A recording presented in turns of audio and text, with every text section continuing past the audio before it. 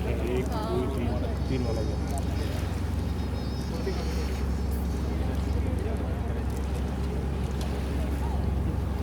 और जहाज बात सब जगह